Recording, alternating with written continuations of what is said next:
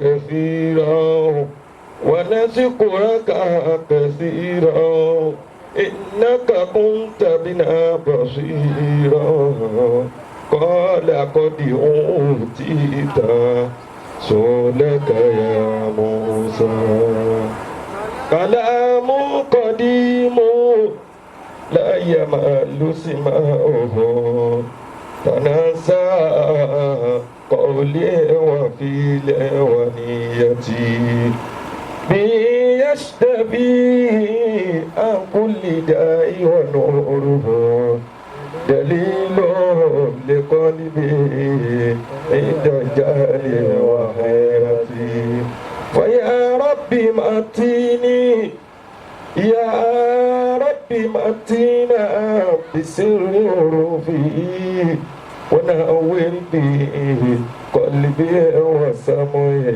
ومقلتي ونور به قلبي وسمعي ومقلتي وعبلي به فتحا وعلما وحكمة وانس به يا ربي في القبر وحشتي وصلي وسلم كل يوم وليلتي على أمان به أمان يقبل دعوتي وآلي وأصحابي كرام أئمتي يغفر الغفار ذنبي وزلتي بهم يغفر الغفار ذنبي وزلتي. أعوذ بالله من الشيطان الرجيم.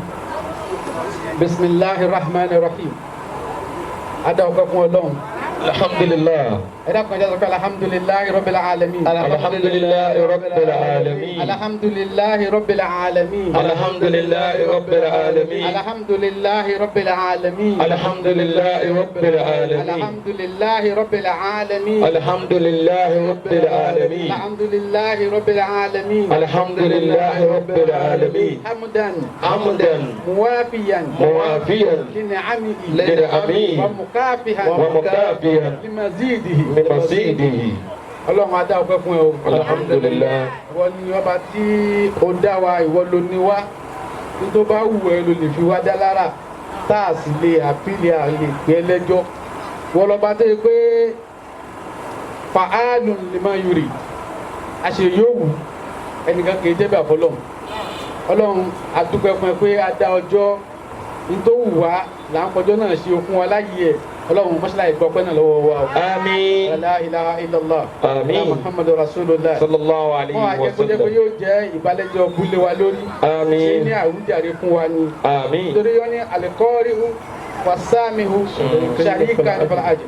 Àtẹ̀ntì ń ka Qur'an, àtẹ̀ntì ń gbọ́, wọ́n jọ pín ládàá kan náà ni. Àtàwọn àtàfẹ́ sọ, àtàwọn àtàfẹ́ gbọ́, Ọlọ́run sọ wá ní dáadáa. Àmín. La ilaha illallah. Àmín. Ala sayyidina Maulana Muhammadu rasulullah. Sallallahu alayhi wa sallam. Àfi ànábì wa Muhammad àfi bí Ọlọ́run. Àmín. Àwọn tí wọ́n jẹ́ ship post wa lónìí àti gbogbo àwọn tó ń jẹ́ co-host tí wọ́n gba Al-Qur'an lálejò ní àdúgbò yìí. Irú tọ́lọ́mọ fi irú ẹ̀ ṣe pọ́n tó bá gba Al-Qur'an lálejò tó gbọ́ Ọlọ́run àti Muhammad. Sallallahu alayhi wa sallam. Ẹ dákun ẹ mọ Yorùbá ànábì ká má bàa jà. Sallallahu alayhi wa sallam. ولا لا إله إلا الله ولا محمد رسول الله. الفاتحة. الفاتحة. بسم الله الرحمن الرحيم. الحمد لله رب العالمين الرحمن الرحيم مالك يوم الدين إياك نعبد وإياك نستعين اهدنا الصراط المستقيم صراط الذين أنعمت عليهم غير المغضوب عليهم ولا الضالين آمين. أعوذ بالله من الشيطان الرجيم. Mo kí gbogbo àwọn àfáàtì àwọn kalẹ̀ Ọlọ́run bá san ilé san rí o ẹ̀kọ́ àpọ́nlé wa Ọlọ́run bá pọ́n yín lé. أعوذ بالله من الشيطان الرجيم. بسم الله الرحمن الرحيم. Ẹ dákun torí Ọlọ́run lónìí láàrin ìṣẹ́jú díẹ̀ ìdí mo fẹ́ ká kọ́ ni ìyàtọ̀ láàrin àwọn nǹkan méjì tó yẹ pé àìgbọ́ yé náà ní fa fìtínà. Wọ́n kálukú ní òròkó sọ́dọ̀ ẹ̀ pé òun lòun máa ṣe kò sẹ́ni tó dẹ̀ sọ pé lágbájá máa ṣe jù òun lọ ibi tó kálukú bá ti bìlọ́hùn sí ó ti bìlẹ̀ tó bẹ̀rẹ̀ náà ló dáa jù kò sì rí bẹ́ẹ̀ lọ́dọ̀ Ọlọ́run lókùn ní ká kọ́kọ́ wò káwò ní ọ̀nà adab lálẹ́ àná làwọn ènìyàn wà lọ́dọ̀ mi là ń sọ̀rọ̀ adab wọn á ní gbogbo kábẹ̀ kan bìyẹn bẹ̀rẹ̀ ọ̀rọ̀ alẹ́ Muhammad Ọlọ́run ojú ọ̀dà fún gbogbo yín o Ànábì ní adabani Rabbi adabani Rabbi Ọlọ́run ọba mi kọ́ mi ní ẹ̀kọ́ ẹ̀kọ́ tó kọ́ Ànábì kì í ṣe alifa tààtà kì í ṣe abcd ẹ̀kọ́ wà ẹ̀kọ́ ọ̀bálò ẹ̀kọ́ ọ̀ṣẹ́ asanata adibi he is the best teacher Ọlọ́run ló mọ̀ yẹn ọkọ jù tọ́lọ̀ bá kọ́ yẹn nínú àwọn tí wọ́n ń yan ní Muhammad sallallahu alayhi wa sallam ummiyun allamahu libari wa adabahu wa allama al-alamina al-ilma wal adaba ummiyun allamahu libari wa adabahu وعلم العالمين العلم والأدب وعلم العالمين العلم والأدب ummiyun kòmáka علمه ummiyun ni Ànábì ò mọ bó ṣe ń kọ nǹkankan أمي علمه الباري وأدبه kì í ṣe pé òpè ni kì í ṣe pé kò dá nǹkan mọ̀ ṣùgbọ́n tó bá níyàn ń ka nǹkan gbogbo nǹkan tó ń kà kọ́ ni ó jẹ́ pé alphabet ni wọ́n fi tà á الله أكبر tí ẹ bá rí yàn báyìí níbo mi àwọn tó jẹ́ psychologist àbáwọn philosophers àwọn onímọ̀ ìjìnlẹ̀ wọn lágbájá yìí nǹkan ṣe o wọ́n ka iye rẹ̀ láì ṣe pé alibata tàbí ibi sínú fi kà ẹlòmíì yóò mọ rí báyìí yóò mọ rẹ́yìn tó bá ní ìwọ tó jókòó kalẹ̀ tó mọ̀ kán kọ́ ó rí pé the man is laughing but inside ó lè jẹ́ nùrẹ́ ń bàjẹ́ الله you أكبر cannot read that ó lè kà yìí ummiyun أمي علمه الباري وأدبه وعلم العالمين العلم والأدب وعلم العالمين العلم والأدب وعلم العالمين العلم والأدب ummiyun kò mọ alifu kọ kò mọ kà علمه الباري alibari Na'am. ọba adẹ́dàáni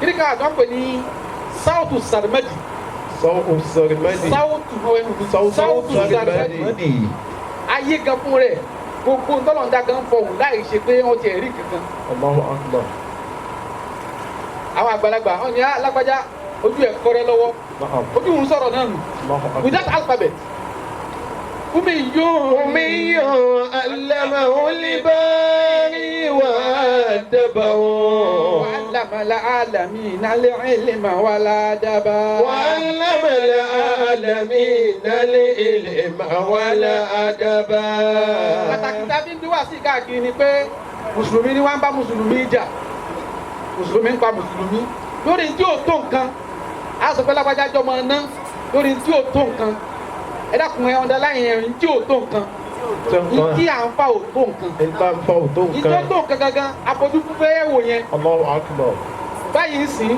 Ọlọ́run ló mọ iye àwọn ìlú tó yẹ pé ìlú mùsùlùmí نعم tó yẹ pé wọ́n ti rẹ́rìn-ín bẹ̀ dénú Ọlọ́run ló mọ iye ọdún náà. الله أكبر àárí yìí sọ bákan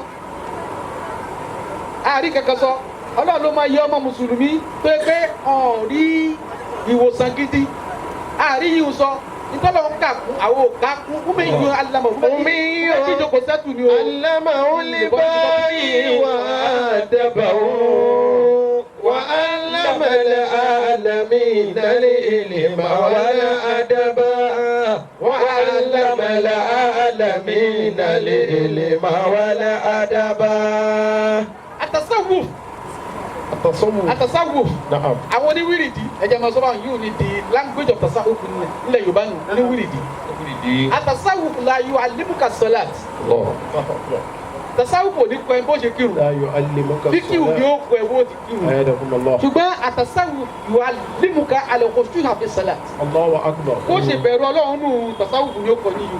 الله Ubi yóò alámọ̀ أمي علمه الباري وأدبه وعلم العالمين العلم والأدب وعلم العالمين العلم والأدب. Islam ti wà fún 12 years minimum of 12 years Islam ti wà tánà bí ti gbé Islam dé tó ti kírun. Allahu Akbar. Kí ni wọ́n ṣe ń gbà wọn? Kí ni wọ́n ṣe ń gbà yẹn? 12 years ní Maka yad'u ila tawhid wal mu'amala ma'a al-akhlaq. Ànábì ń gbèrè síbi ẹyọ kan àti bá a ṣe máa bára wa ṣe tá à ní jàmbá ara wa. Gbogbo yìí wọn á fi ilẹ̀ gbogbo ẹ̀ ń ṣe wá jẹ́ pé inú kan ẹ̀rí bákan ẹ̀jẹ̀ mọ kakí ìlọ́nà. At-tasawwuf má kéwù púpọ̀. At-tasawwuf la yu'allimuka kayfiyya al-ghusl wajhi. Bó ṣe fọdú bá ṣàlàlá túbú kọ́ ní kọ́ ní yìí. Bal at-tasawwuf yu'allimuka kayfa taghsilu qalbaka min al-kibri wal mukabira min ar-riya'i wan nifaqi wa min al-ujbi wal hasad. Allahu Akbar. Òní pẹ́ bó ti fọdú tó bá fẹ́ kírun bá ṣàlàlá sufi kọ́nyọ́ pẹ̀lú yìí wíìrì ní kọ́nyọ́ pẹ̀lú yìí ntírì ní bẹ́ẹ̀ pẹ̀lú bó ṣe fọ́ra rẹ tó ní ní kéta mọ́ Allahu Akbar. tó ní jọrọ ẹ lójú tó ní bínú síyàn tó ní máa jẹyàn lẹ́sẹ̀. أمي علمه الباري وأدبه. ẹ dákun tí mo fi ń kaba yìí ni pé ẹ fi rí pé ìta ń sọ ọ̀tọ̀ọ̀tọ̀ ni kò jẹ́ kó mú jà wá kó wàá nù bá ti kírun tó tọ́ so mo wàá mọ bó ṣe kírun tó wà nínú òun you can be praying and you are absent in your prayer. Ọmọ bó ti kírun tó wà nù òun.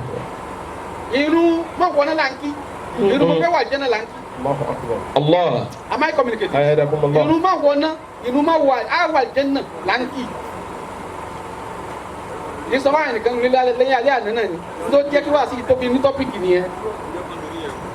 Tí yẹn bá lọ bí iṣẹ́ نعم. ní Nàìjíríà نعم. àwa kọ́ la lára wa. وعلم Àwa kọ́ la lára wa ní Nàìjíríà ní ìwà òkè àbí. أيدكم الله. Nípa ti sọ náà ni. نعم. Àwa kọ́ la lára wa ní Nàìjíríà. نعم. Kódà gbogbo àgbáyé náà àwọn ẹnìkan ní ìmọ̀ control yẹn especially ẹni tí ń fún ẹni jíjẹ mímu. Allah. Tó bá ń lọ bí iṣẹ́ kó wá ní pé nítorí pé o bẹ̀rù Ọlọ́run ó lọ yẹ kí n tọ́ka bá ní pé táàmì ẹ̀ ló fẹ́ kó ṣiṣẹ́ ó mì kí n kó lùsì iṣẹ́ نعم. àbí kó mú òun dání. ó fọwọ́ mú kan ní méjèèjì. ẹni tí ń tajà chairman ẹni tí ń tajà tó máa pèrú ó wá ní òkọlọ̀ lè kírun ẹ rí i pé kò lè wá nùrù yẹn tán ìdajì irun ìdajì ọjà ni. Ìdajì ọjà ìdajì irun. Omi tún alámọ̀ wọlé bá wọlé. علمه الباري وأدبه. wá nù ẹ̀ tán yẹn ni. وعلم العالمين العلم والأدب. وعلم العالمين العلم والأدب. Tasawuf la yu'allimuka idolati lihiya. Sufi ò ní sọ pé sẹ̀ntímítà báyìí ní ìrùkàn rẹ̀ ò ní sọ bẹ́ẹ̀ fún ẹ. أيدكم الله. Wàtàkìsírù sọ̀ọ̀ pé báyìí ní ṣòkòtò rẹ̀ gbọ́dọ̀ ṣe kùmà Sufi ọkọ ní ọ̀tọ̀ yìí nǹkan tó tọ́. But Sufi ni ó sọ fún ẹ kèéfì ya alhuduru fi salat. Wà idolatu fi salat idolatu alhuduru fi salat. Bó ṣe wà nínú rẹ̀ pé tó ò ní lọ lè sin nǹkan míì mọ́lọ́hún nù. الله Sufi أكبر. nìkan ni ó kọ níyù. وكيفية تكسير من الذنوب أي النفوس الذنوب الباطنة àwọn àìsàn inú ọkàn Sufi ni ó kọ ẹ bó ti fọ́ mọ́ bó ṣe dínkù نعم.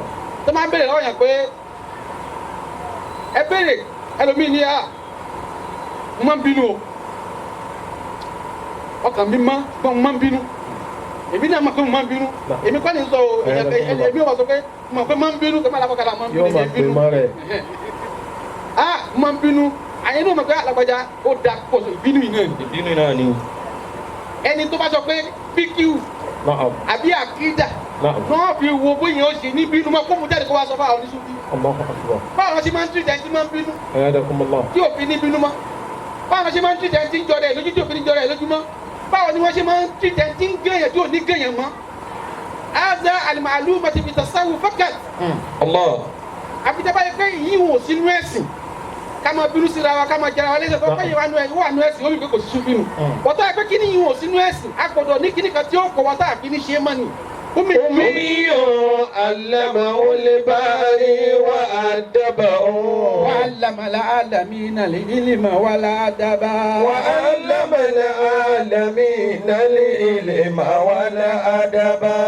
inú Quran language words méjì kan wà ní Quran ó jọra wọn púpọ̀ ọmọ tó wà lábẹ́ kan ló fi yàtọ̀ sí kejì atajassus kọ́sọ́ bẹ́ẹ̀ التجسس lákùn òkú ẹja sọ bẹ́ẹ̀ التجسس àgbàlagbà pàtí kálímọ̀ Quran nìkan atajassus التجسس látàjẹsàsù لا تجسسوا láàhìlà ìlọ.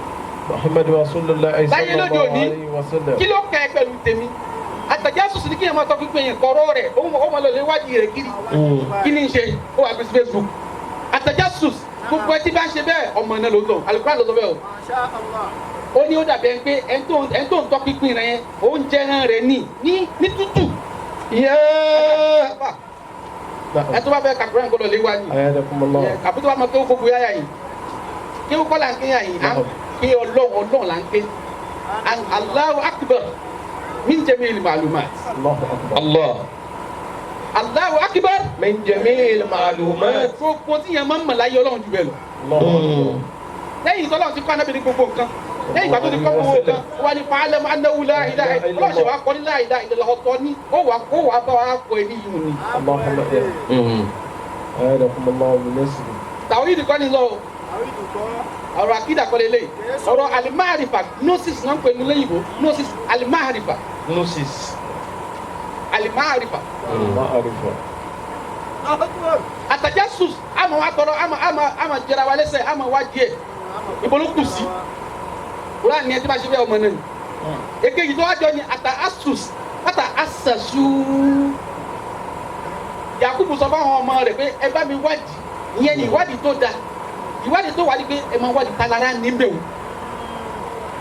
kéwú ilé ìwé àti skul òun ní kọ́yàn bí ó ṣe máa lọ léṣu gbogbo èèyàn pé lágbájá ṣaburú tinú tasawufu ni ó kọ pé lọlẹ̀ ewé ń dára ní bẹ́ẹ̀ ṣe yọkùn nù nira am I communicating أيادكم الله omi ìjú alẹ́mọ̀ olùbárí أمي علمه الباري وأدبه àtàsáwù wà ní isar altruism isar altruism ní jẹ́ tasawù أيادكم الله man lam ya'rif ma'na àtàsáwù Naam. àtàsáwù al-ithar الإنفاق kí n prefer ọmọ àkejì mi síra mi Sayyidina Ali ibn Abi Talib karamallahu wajhahu ọlọ́yìn òun àti ó pàdé sẹ́yìn àbámu lọ pẹ̀lú 30 years or 37 years.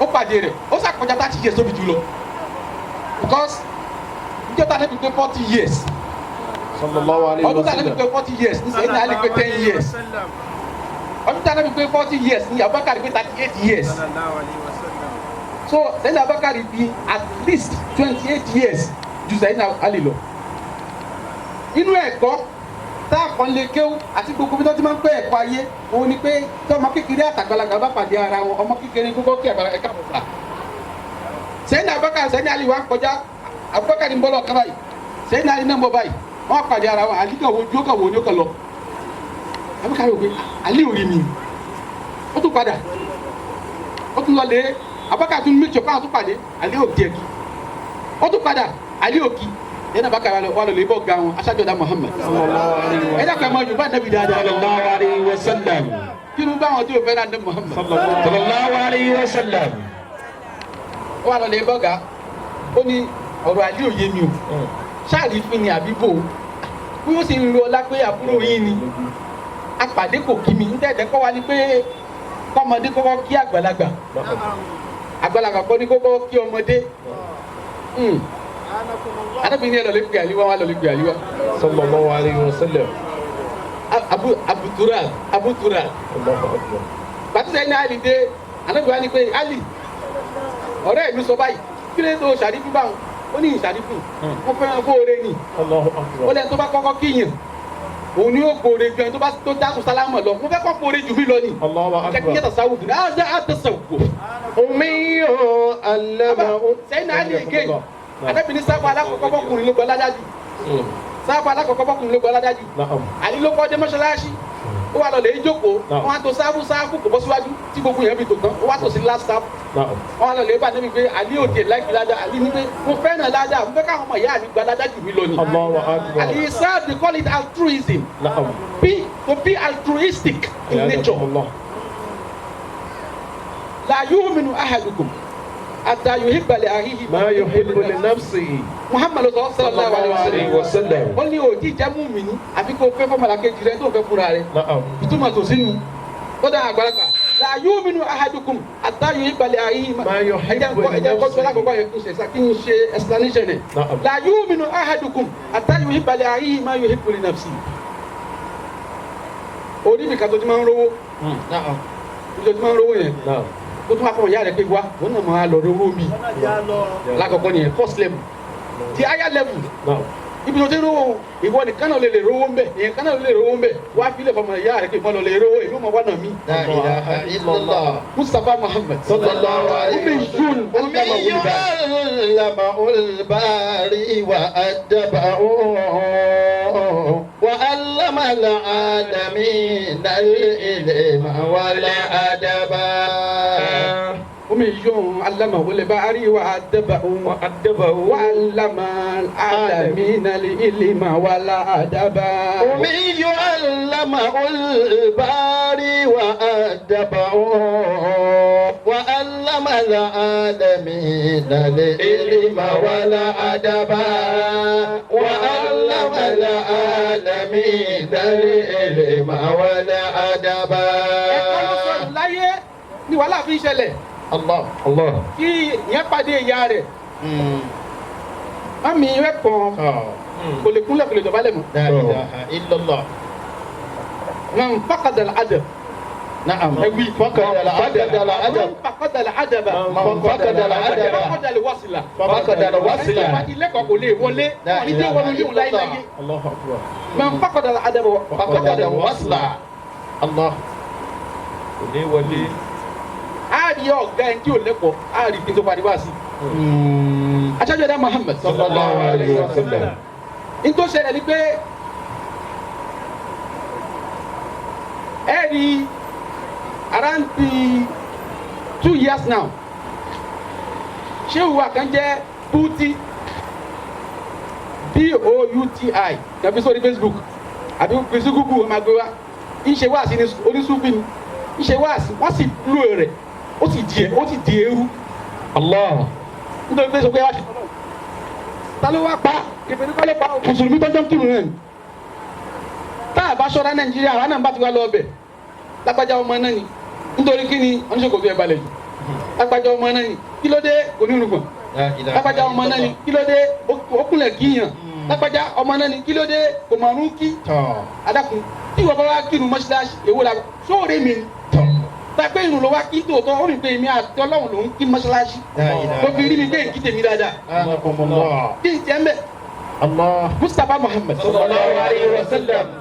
ẹnìkan kírun lójú ẹ̀ ó wá rọ́ọ̀ṣì kírun yẹn ẹgbẹ́ yẹn máa rọ́ọ̀ṣì kírun نعم yẹn máa rọ́ọ̀ṣì kírun yes kò sì sé wọ́n bẹ̀ ẹ tó wá béèrè náà sùn rẹ̀ fún wá jìtù ilé karọ̀ bílẹ̀ tàràtà sẹ́yìn náà Musa ló sọ bẹ́ẹ̀ àjẹtù ó ní mo kánjú àwọn Ọlọ́run ọba mi mo fẹ́ kó tètè yọnu sí mi ni èmi náà farabalẹ̀ mo tètè wá ni àjẹtù ilé karọ̀ bílẹ̀ tàràtà àjẹtù ilé karọ̀ bílẹ̀ tàràtà tó bá wà kálọ́dọ̀ Ọlọ́run wọn ni kò yẹn lọ́fíìlà tójú bá kẹ́ tó bá ṣẹlẹ̀ látọ̀ ó tètè sùjúdù nítorí sùjúdù náà ló padà lọ tẹ́lẹ̀ ó ní dúró ní kankan mọ́ yé ti di lọ́ọ̀lẹ́ bá lílẹ̀ lẹ̀ لا إله إلا الله àjẹtù ilé karọ̀ bílẹ̀ tàràtà. ترضى وعجلت إليك ربي لترضى They are killing the economics of scholarships in Islam. نعم Naam, mo bẹ náà nílò. N kírun ẹni yẹn kírun mọ́ṣáláṣí, ó wá rọ́ọ̀ṣì kírun. نعم Ó kì í tàn níbi ẹni pé ó kírun ìdára tún kí, ó wá farabalẹ̀. Bile itminan with tranquility and serenity. Farabalẹ̀ kí, ó wá farabalẹ̀ kí. Ànábì ní eléyìí ló dà, ní farabalẹ̀. Kí ló ànábì kọ́ yẹn? صلى الله عليه وسلم Fíkìwù yẹn, fíkìwù salat. أيادكم الله Fíkìwù salat. نعم But sẹ́yìn náà àlì tó wá rẹ̀ nìkan, yẹn náà rọ́ọ̀ṣì kírun. نعم Sẹ́yìn náà àlì ó kírun tán yẹn bá lù ú, yẹn dá ó mú kò ní má mú kótó dání. Ó bá nà ní gbàgbé, ó kírun ló kí wá kí mi. Ìyẹn wá kí mi, ó farabalẹ̀ kí. Sẹ́yìn náà àlì wá ń bèèrè lọ́wọ́ ẹ pé ẹ dákun ẹ máa fún ọ láyé dákun. Sẹ́yìn náà àlì wá ń bèèrè lọ́wọ́ wọn pé نعم nínú ìrun méjèèjì tó kí أوكي èwo ló dáa jù nínú méjèèjì. نعم Sẹ́yìn náà àlì ibn Abi Talib. رضي الله تعالى عنه Àlì ní kí èwo ló dájú ní méjèèjì èyí tó kọ́kọ́ kí tó rọ́ọ̀ṣì kí ni àbẹ́yìí tí ó wá padà kí lẹ́lẹ́kejì tí mo kọ̀rẹ́tì rẹ̀ Allah. ó ti bá fẹ́ sọ tòótọ́ fún yín èyí tí mo kọ́kọ́ kí yẹn ní irun gidi lọ́dọ̀ mi irun ẹlẹ́ẹ̀kejì tí mo kí yẹn nítorí kọ̀kọ́ wọ yín ni mo farabalẹ̀ tálákọ̀ọ́kọ́ yìí ni mo kí fọ́lọ́ nítorí Ọlọ́run. Allah. وعجلت إليك ربي لترضى وعجلت إليك ربي لترضى. kíni káwọn tó máa ń pè ní extremism نعم extremism. àwọn tí wọ́n máa ń fi àṣejù bọ̀ nǹkan alugoluwu نعم ó wà lára oníṣúbí náà أيدكم الله. onídìí kan la lọ́njọ́ òní ẹ̀yà bá ti ṣe wá sí bí wọ́n ti gbàgbé pé wọ́n á jókòó ní ó bá ní anábì kò ní wà jẹ́ náà kẹ́ni pé olórí ikú ni أيدكم الله. pàtó wá rí mi ó wá fẹ́ yí kò rí yí mọ́ láti mo gba máìkì mo sì wá mi mọ̀ kọ́lọ́hún ó bì mí mo ní ẹ dákun jókòó yìí wọ́n ti kọ́ kalẹ̀ wọ́n ní mo wà ń bẹ̀ nígbà bá sọ bẹ́ẹ̀ kọ́ o ṣé Ibrahima ló fẹ́ lóhùn ní pánlé ní tẹ̀lé أيدكم الله. wọ́n á ní ṣé òun sọ wọ́n pè lọ ṣé òun sọ wọ́n ní ṣé òun ṣe yín múra àtọ́ wá débi ẹjẹ́ làṣíwájì wàlí iná jannata máa làbúrà wọ́n ṣe wà ń kórè ẹ̀ wàlí iná jannata máa làbúrà ẹnìkan ní pé àṣẹ́wò èyí náà tó ń wá lè jẹ́nà bá kékeré ṣe wà ní pé ń wà kí wọ́n á bẹ̀rẹ̀ pé kí ló wà láti jẹ́nà tẹ̀ fẹ́ tó bẹ́ẹ̀ ó ní fíhà Muhammad صلى الله عليه وسلم. gbogbo góòdì gbogbo yẹ bẹ́ẹ̀dì yẹn kọ́ anábì tẹ àsápá anábì owó mi bẹ́ẹ̀ láti jẹ́nà ó wù mí wọ̀ لا إله إلا الله. ní bọ́kọ̀ sọ tẹ́lá bá bẹ sọ kí wọ́n fẹ́ sọ mo sábà bò ó ó jẹ́ ìgbọ́dí bẹ́ẹ̀ ń pé nítorí wọ́n bí mi pé abọ́kàlà wà ń bẹ̀ sí anábì òní wa jẹ́ nínú orí nǹkan kan sọ èmi sì ní chairman ní occasion yẹn أيدكم الله. àfa mo guluwu wà ní gbogbo nǹkan أيدكم الله. extremism ó wà ní gbogbo nǹkan kò dẹ̀ ṣe pé extremism ò da tí bá fẹ́ràn Ọlọ́run púpọ̀ wallazina amanu ashaddu hubban lillah àwọn tó fẹ́ràn Ọlọ́run wọ́n fẹ́ràn àṣejù owó fẹ́ràn Ọlọ́run yóò mọ̀ yẹn náfìlà ló rábìá gbọdàwíyà wọ́n ní 1000 náfìlà ní máa ń yẹn láàrin iṣẹ́ ìsásùbà kí ló dé tó wọn àṣejù náà but àṣejù tó ní làákàyè tó make sense kò fi ṣe kárí mi pátó ó mọ̀ pé nǹkan tí mo ń ṣe nìyẹn ó pẹ́ ẹ tó jiwò ń tẹ́tẹ́ níjọ́ tẹ́ nìyẹn jiwò lábẹ́ àni pé kò sí yẹn náà fi làwọn mọ́ tẹ́ni yẹn rí pé mo ń ṣe lọ́jọ́ fi làwọn èèyàn ti mọ̀ báyìí àṣírí àárín èmi àti ẹni bàtẹ́ nìkan ti mọ̀ ṣe fún àkànmí ṣe. الله أكبر. الله أكبر. guluwu extremism tọ́ba ní lágbájá kí ni wọ́n máa ń pè àwọn terrorist نعم tọ́ba ní lágbájá jẹ́ terrorist terrorism ò dá but one way or the other terrorism mi wà necessary نعم ẹ̀mí mi نعم الله. tọ́ba pè lọ́wọ́ yẹn sí pé bàtà wà school secondary school àbí primary school نعم nínú tíṣà táyé pẹ́ rárá ó yé mi mọ́ sọ mathematics tíṣà mathematics tíṣà mathematics wá ti wọlé ó lè má mú ẹgbẹ́ dání o kí tíṣà àtúbẹ̀ kọ́ wa ní moral instruction kí èèyàn ẹgbẹ́ dání kó mọ ìmọ̀ wa a sì máa prepare àti oní moral instruction yẹn tí mathematics yẹn bẹ́ẹ̀ kó bẹ́ẹ̀ terrorize wa ní pé wọ́n tajà rí ẹlòmíì àmọ́ kó wá orin fún yẹn gbà mí àdàbí kó ń ṣe terrorism tán terrorize yẹn tí o lè bá ń jalè níbi kan tó bá a fún ọlọ́pàá tí kò yẹn wọ́n fi wá sí ìbàwọ̀ yẹn bẹ́ẹ̀ ni terrorist ni ó rí ọlọ́pàá sí نعم perspective yẹn bá ti wò ni theory of relativity ni ibi tó bá kì sí ibi terrorism náà fi lágbájá terrorize àbí kò terrorize yẹn ẹ n sọ pé kàmá terrorize yẹn o òun tí a láti ṣe analysis yẹn terrorism àti extremism nígbà míì ó necessary if you spare a child if you spare the rod you spoil the child tó bá nà ọmọ yóò di rádaràda àti kó fẹ́ ta tọ́ sẹ́ni ayé àmọ́ ní azara ti wùsẹ̀ رضي الله تعالى عنه. ó ṣe jẹ́ pé àwọn ni hainẹ̀ tẹ́ hairi lahanam àwọn ni ríkì ju ọkàn aṣáájú ẹ̀dá Muhammad صلى الله عليه وسلم. ọ̀gá ní jẹ́ kí bàbá yẹn mọ̀ ní pé òun náà wọn yóò sọ pé tẹ́ bá sọ pé ó ti yé yóò ní bàbá yẹn terrorize wọn so ìgbà míì definition terrorism gbà míì ó wà positive أعانكم الله. ó wà positive ẹ má dalẹ̀ sí gọ́tà ẹ má ṣe kínní nítorí àjàkálẹ̀ àrùn níjọ́ tó bá dé ló mọ̀ fáwọn tó ní o má ṣe wọn terrorize rẹ̀ أعانكم الله. Allah. ó ní sẹ́sìn gbà mí.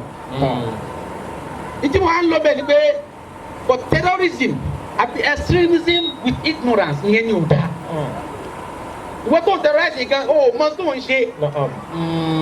وعجلت إليك ربي لترضى وأجلت إليك ربي لترضى.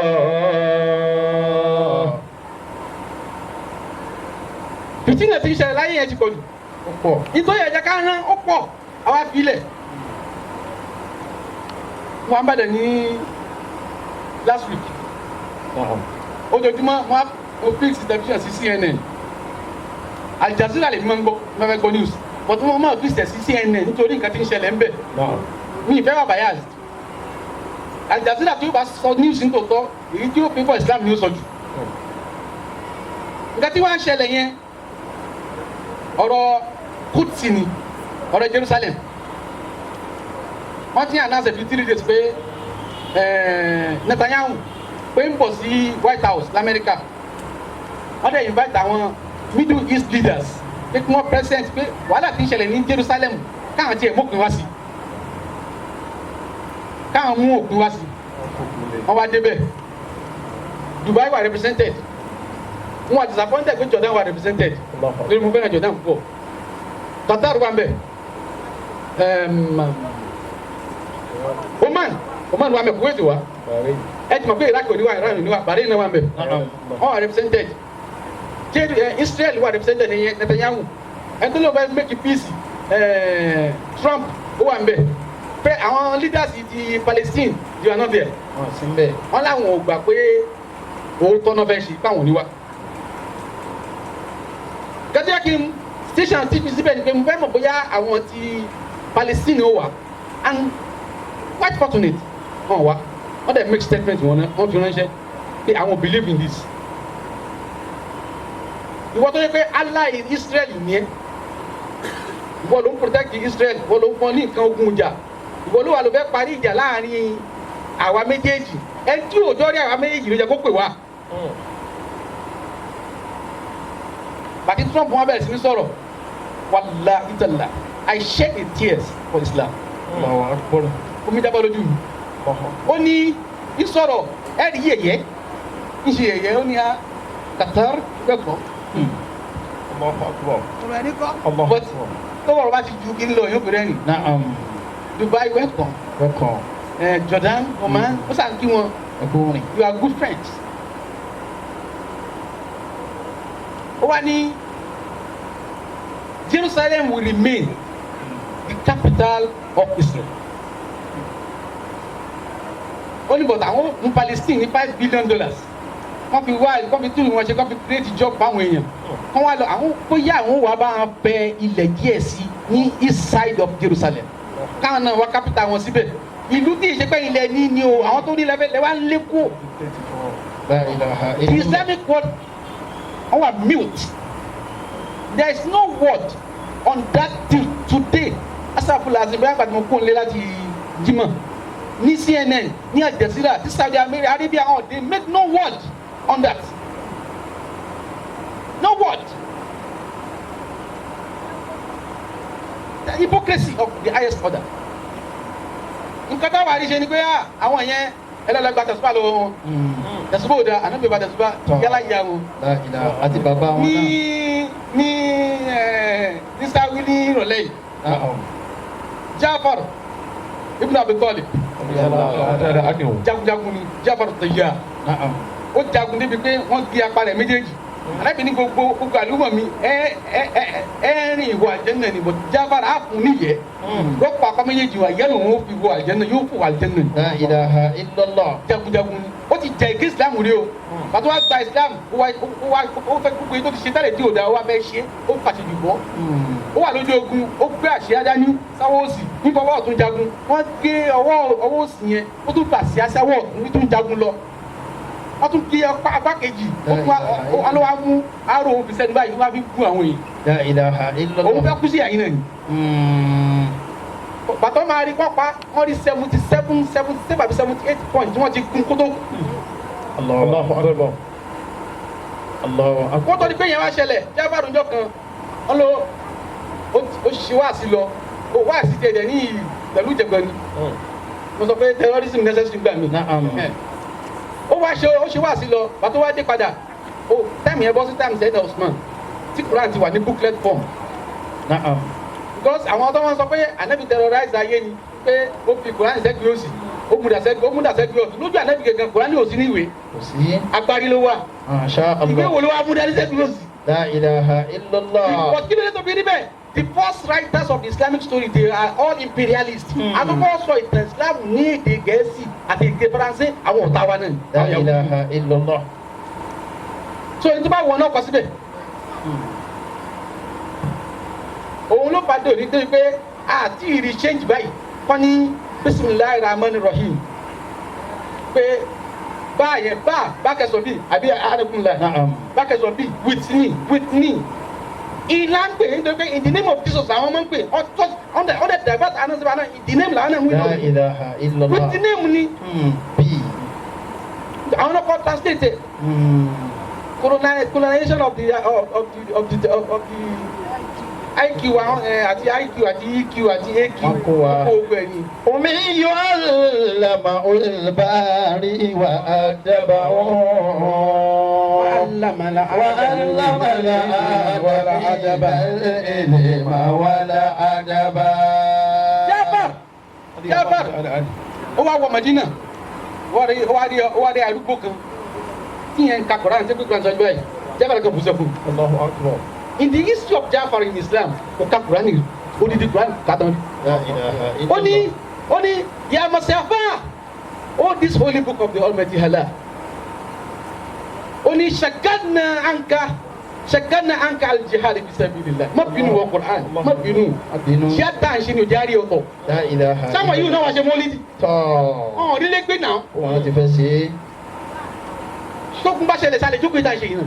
Àlejòkó. Sallallahu alayhi wa sallam. Omi yóò lama olùbárí wa àdàbà wa allama al-alamin al-ilma wal adaba wa allama al-alamin al-ilma wal adaba. ọ̀rọ̀ àdàbò la fẹ́ sọ táàmì sì ti lọ. Na'am. ìbùlí Islam yadurruhu qillatul ilm.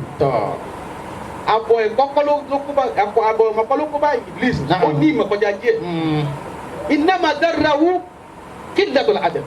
Allah. àìlẹ́kọ̀ọ́ ìbániṣe ló kó bá. Qillatul adab. kana Iblis aliman kana min al-jinni al-abidina ma'a al-malaikati al-mujahidin. Allahu akbar. àlùjànnú ni ṣùgbọ́n èsì tí máa ń ṣe ọlọ́run pọ̀ ọlọ́run á dà àmọ́ á pè papọ̀ mọ́ àwọn màláíkà. débi pé àwọn kan ló wà nínú àwọn màláíkà àlá àtàzára zàmà kánà ta'aliyan bayna al-malaika ipò ìwà gàlá àwọn màláíkà wọn ni àmọ́ kó wọn kéwú lakin zalika lam yanfa'u bi shay ìyí wò rọ́ lọ́rọ̀ ọjọ́ tọ́lọ̀ ń bínú nígbà máa àṣà al-adab pàtó sọ adab ẹni ó sọ adab kò ní ládàbí ẹgbẹ́ ìnàkọ́nà mọ́ pé Anakumullah. wọ́n wá kí ni ìlàdà kan ṣe dé ni kò ní ládàbí Ní ládàbí. táìmù sí lọ Na'am. táìmù tí lẹ́jẹ̀ kan ẹ̀jẹ̀ stroll. inú issues ẹ̀rí pé ṣètàn ìmọ̀ tó mọ̀ Na'am. àti argument ẹ̀ táyà pé lórí thesis ìmọ̀ la fẹ́ gbé sí ó correct. ẹ̀rí pé mo sọ lẹ́ẹ̀kan ẹ̀kọ́ tó kọ́ wa ni pé tágbàlagbà wa ń bọ̀ tọ́mọdé bá pàdé ọmọdé ní kó wọ́n kí àgbàlagbà. Ọmọ kí àgbà. Yes, Ádámù ló yẹ kó kí ṣètánì náà. Anakumullah. Kẹta Ádámù tí ṣètánì tó ń tẹ̀ láti prove náà nìyẹn. Gbólóhùn kan wà àgbàlagbà wa ń kalẹ̀ gbólóhùn kan àti pé àgbákò ni ibẹ̀ náà sì ni abẹ́rẹ́ ní oríire wa ana la ilaha illallah. La ilaha Èmi illallah. tó bá ti sọ pé èmi ò ti ṣàgbákò Tọ́. Ana. taniọ́ Èmi. yẹpẹ̀. Anakumullah. Arba'atun muhlikatun limari. Àtàbà ìbílẹ̀ Ana wa olóòwò ní ìpínlẹ̀ na'am. ẹ̀kọ́ gan àríkà. Wa jaddihi wa nasabi. Àbá dákun ṣe sùúrù. Na'am. Ana khayrun minhu. Tọ́. Nítorí kó bá ṣe tán ni. Asahala adab. Àbá orí rìsálà.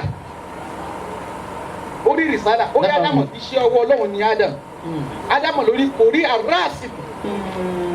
àbí àlèkùtì tọ́ orí ọba tó ń ádámọ̀ ń ṣe orí ẹni tó ránṣẹ́. ẹ tó ní o pàṣẹ ló di orí ẹ tó ní o pàṣẹ ló jẹ kó orí òun ló yẹ kó rí. not otherwise tó bá rí otherwise you are trying to win an election that you can never win. You are trying to contest in an election that you can never win. Torí ẹni yẹn ló ní ọ́ ló lẹni tó ní kó forí balẹ̀ fún kò sí ní tẹ́fẹ́ ṣe. Kí ẹ try láti win election kó fẹ́ contest for election tí ò lè win ìyẹn lack adab ni. Ana ló wí o. Ana khairu minhu. But ana ń gbà mí. La ilaha illallah sallallahu alayhi wa sallam. Kiri kan bá àgbàlagbà àwọn ọlọ́jọ́ kò kalẹ̀ ìjọba ní kómi kí wọ́n bá wọn ẹ̀dùn wọn múlẹ̀ ẹ̀kọ́ kan kiri kan tó ń pè ní sùnmùlẹ̀ àzámi orúkọ ọlọ́run tó tóbi jù àná náà ni. àná ni. But on what perspective? tọ́ ẹ jẹ́ sọ perspective yẹn ká lọ ibi dábàá fẹ́ continue wá sí next month láti ẹ̀yọ̀ kan tó kù tá fún Ramadan náà ni. tọ́ ọlọ́run jù bá aláyà tàlàbíà. àmín. oṣù kù méjì. ó kù méjì. bẹ́ẹ̀ni. bẹ́ẹ̀ bá rí máa ojú kéèmì káwé dé kódé kó má ti dé o kó jẹ sùúrù kó jẹ àjẹun díẹ̀ sí. Ana ni ṣètánì sọ ló ṣàgbákò. Ana náà ni a sì fọmọ bá dé àyà sọ. Ana a ti kàbí. anakumullah. Am I communicating? masha Allah. Ìmọ̀ bóyá àjùkọ yìí gbé. Ana a ti kàbí. Ana a ti kàbí. Èmi dédé mọ̀. But kí ló dé tí Ana ti Asibo fi dolórí ikú? Suleiman ni Ana yẹn gan sọ fún. Bàtí Ana tí Asibo ni Ana àti Kabi Suleiman ò rí Asibo Ọlọ́run lórí Ọlọ́run nìkan ló lè sọ pé Ana. Ntẹ́ka fi dé gẹ́gẹ́ nù kí ṣe kó wá Asibo ní gbogbo ẹ̀ parí sí. anakumullah. Suleiman ló dájọ́ rẹ̀ pé Ọlọ́run ló yùn. la ilaha illallah. anakumullah. Asọ́jọ́dá Muhammad sallallahu alayhi wa sallam. wọ́n là nẹ́bi ní sallallahu alayhi wa sallam. bisimilahi azami. Huwa dawatu ahi Yunus. Isi huwa bil hud. Orúkọ Ọlọ́run tí ẹ máa fi ń bẹ Ọlọ́run tó Ọlọ́run ó gbọ́. Òun ni àdúrà tí ọmọ ìyá mi Yunus ṣe nígbà tó wà nínú ẹja. Wazannuni idh dhahaba mughadiban. Wazannuni idh dhahaba mughadiban. وظنوني إذ ذهب مغاضبا فظن أن لن نقدر عليه. Zannuni. Kùránì pé gan. Àkùṣe ní pé ọba tó lọ́rọ̀ ló ní. Òun ló sọ. Zannuni. Ọkùnrin oní ẹja ni. Ẹni pé orúkọ Yunus àánú Al-Qur'an ló tún pọ̀ bí orúkọ Ànábì Muhammad. sallallahu alayhi wa sallam.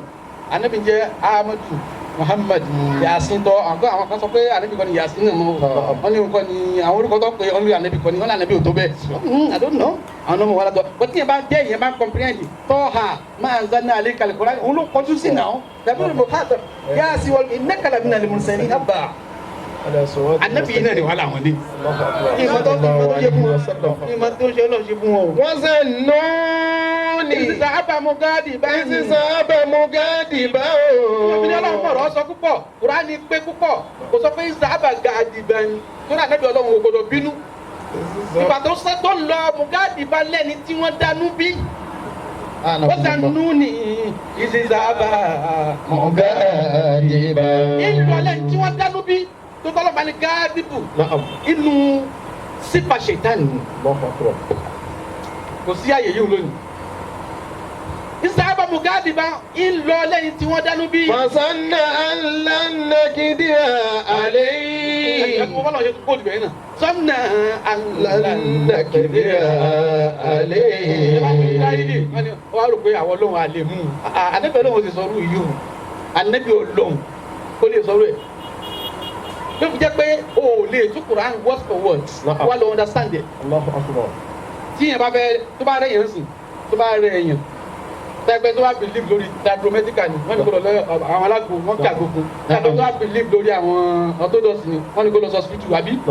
Tọ́ba fẹ́ ṣe ọ̀rọ̀ ẹ̀sìn òní wà lọ bá àfà yóò lóun fẹ́ Google ẹ̀.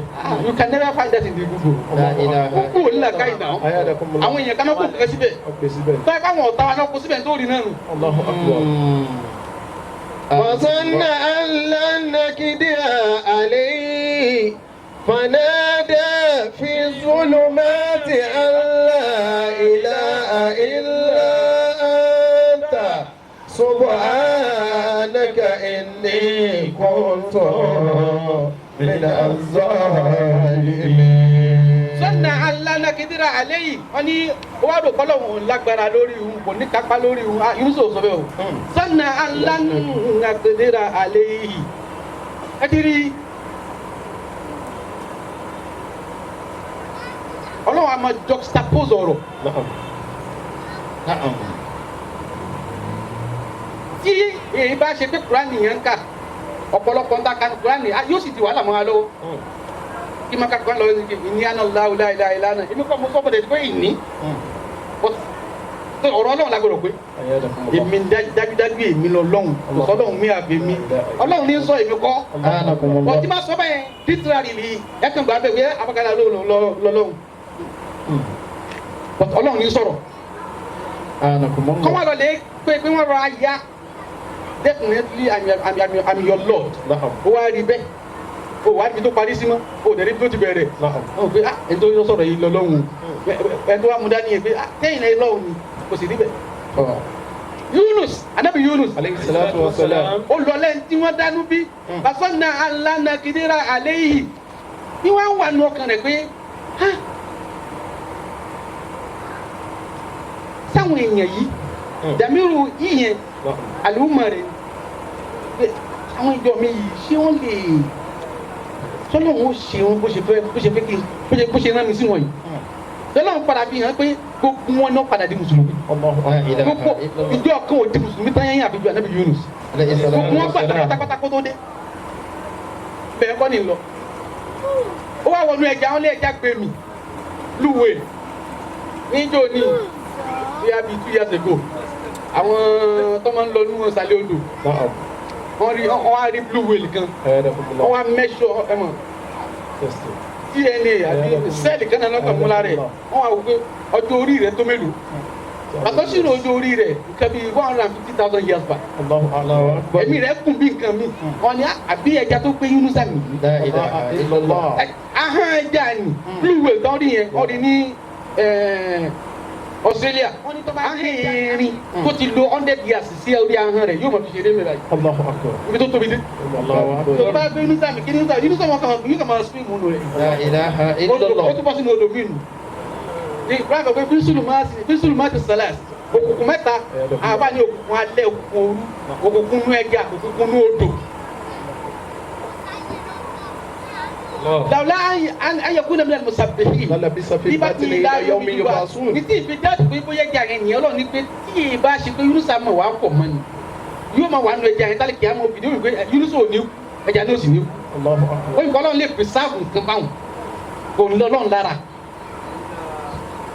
Yunusa wa bẹ bẹlọ kí ló àti bẹlọ ànábìá ní àdúrà tó bẹlọ yẹn kò ń lọ gba àwọn àdúrà tí bẹlọ tọ́lọ́ ó gbọ́ lẹ́sẹ̀kẹsẹ̀ àdúrà yẹn wá pín sí mẹ́ta badaha bi tahlil wa tawhid nítorí bẹ̀rẹ̀ ní tawhid ìmọ̀lọ́run lẹ́yọ̀ kan wà fi wasiya at-tasbih láàrin rẹ̀ ọ̀pọ̀lọ́run ọba mọ́ wà fi nihayati al-iz'an ó jẹ́ wàrà yẹn àṣetìyàn bá jẹ́ wàrà yẹn fọlọ́wọ́ ọlọ́wọ́ sọ fún òun náà lọ́lọ́wọ́ Allahu akbar yusa la ilaha illa anta àbọ̀ oníṣà máa zàrí ó ní la ilaha illa anta yẹn ó ló dúró ó ní kì í ṣe kẹ́ẹ̀kan náà ló wí délẹ̀ ọlọ́wọ́ dáhùn mo mọ̀ pé mi náà lọ́lọ́wọ́ tẹ́lẹ̀ mo mọ̀ pé òpá nǹkan mi mọ̀ mi wọ́n sì ẹ̀sọ̀ yẹn fún mi sùn subhanak ó mọ̀ ọlọ́ọ̀ ni ìwọ ló fẹ́ fọ̀ mi mọ̀ ni gbàtọ́ ó wá wá kí ló wọ́n sọ fọ́lọ́ wa ní ní kuntu mina zalimin darara ọlọ́run ní sọ́ọ́ mọ̀ yìí ní wàá fi hàn pé mi ọlọ́run dá. bọ̀dá yìí òde òní ó kálukú bí ọlọ́run ní pé èmi dá àwọn alágbèjà ni ò dá. adala ax the opposite side láti láyé lónìí. fanada bí zulumati alla ilaha illa anta subhanaka inni kuntu minaz zalimin. Subhanaka inni kuntu minaz zalimin. Subhanaka inni kuntu من الظالمين فاستجبنا له فاستجبنا له ونجيناه من الغم ونجيناه من الغم وكذلك ننجي المؤمنين وكذلك ننجي المؤمنين. ọlọ́run ní gbogbo ẹ̀ tó bá ṣe fi ti irú sáà ni tó bá ṣe ọlọ́run ní bá ṣe máa làwọn náà ni ọlọ́run ṣe làwọn náà o. Àmín. La ilaha illallah. Àmín. Àmín. Yà á sọnù. Àmín. Àmín. Yà á dàrú. Àmín. Àmín. Yà á dànù. Àmín. Àmín. Yà á ṣiṣẹ́. Àmín. Àmín. Yà á dáná. Àmín. Àmín. Yà á rí wàhálà. Àmín. Àmín. Yà á rákòbá. Àmín. Gbogbo tí ń jẹ́ nìyà nínú gbèsè ayé kálukú àwọn la ilaha illa anta subhanaka inni kuntu minaz zalimin. Lọ́mọ àkàkó. Àmín. Wọ́n la ti Yúrúsà tó wí ń jó ni tó gbọ́ mọ́kò tí ruwa yìí ti Yúrúsà òun ni òwò ọlọ́run mọ́ṣálá kàtiwa náà kú. Àmín. Wà nínú kò ṣàánú wa. Àmín. Ọ̀fọ̀rọ̀ wa sẹ́sọ̀. Àmín. La ilaha illallah. Àmín. Ìlú àdó àti yújú kò tá a ṣe ọlọ́run jẹ́ àṣọpọ̀lọpọ̀ ìlànà. Àmín. Subhana rabbika rabbil izzati amma yasifun. Wa salamun ala al-mursalin walhamdulillahi الحمد لله رب العالمين.